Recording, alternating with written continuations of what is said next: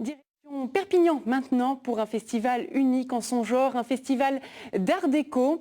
L'art déco, c'est un style et un mouvement artistique des années de l'entre-deux-guerres. Bonjour Philippe Ladger, vous êtes le président de l'association Perpignan Art Déco et l'organisateur de ce festival. C'est la deuxième édition cette année. Alors dites-nous comment cette idée vous est venue. Je crois que ça part d'un voyage à Miami. Absolument. Quand je suis allé en Floride et que j'ai découvert l'Art Deco District de South Beach, j'ai découvert qu'en fait on avait la même architecture des années 30, 40, le style paquebot, la streamline, sauf qu'à Perpignan, comme c'est l'histoire de nos grands-parents et qu'on a beaucoup d'autres patrimoines à valoriser, d'abord la Renaissance, le Moyen-Âge, on ne s'était pas occupé de ce patrimoine et en fait on n'en avait pas conscience, c'est ce qu'on appelle un patrimoine dormant. Et donc je suis revenu en disant voilà ce qu'en font les Américains, c'est un levier touristique, il faut absolument qu'on exploite tout ce parc immobilier qui est énorme.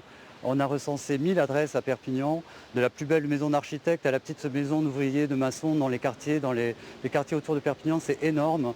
Et voilà, il faut absolument célébrer tout ça, il ne faut pas le laisser tout seul. Et dites-nous Philippe Ladger, pourquoi on retrouve partout le style art déco à Perpignan? C'est lié à l'histoire de cette ville? C'est lié à l'histoire de l'arasement des remparts en fait, qui a été plus tardif qu'ailleurs en France parce qu'on était à la frontière espagnole et qu'à l'époque on se méfiait encore un petit peu de l'Espagne. Donc on a arasé les remparts début des années 20-30 et c'est là que les faubourgs ont explosé. L'expansion urbaine s'est faite à l'entre-deux-guerres et c'est ce qui nous permet d'avoir tout ce patrimoine qui est quasiment intact puisque même dans les années 60, la ville nouvelle on l'a construite à l'extérieur de la ville. Donc les faubourgs sont parfaitement préservés. Alors vous avez concocté un programme très riche dans la ville mais aussi en dehors des murs de la cité. Oui, parce que c'est pas juste Perpignan. Maintenant qu'on a terminé l'inventaire à Perpignan, on commence dans les villages autour, toutes les caves coopératives, toute la culture du thermalisme, du climatisme qui était très riche dans le département avec les Pyrénées. Tout ça, c'est du patrimoine qu'on veut mettre à l'honneur aussi.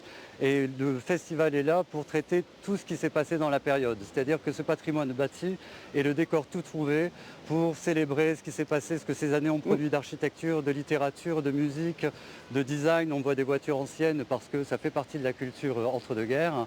Et donc on organise des conférences, des expos pour montrer tout ce qui s'est passé dans cette période. Philippe Ladger, je rappelle que le festival se termine le 21 juin.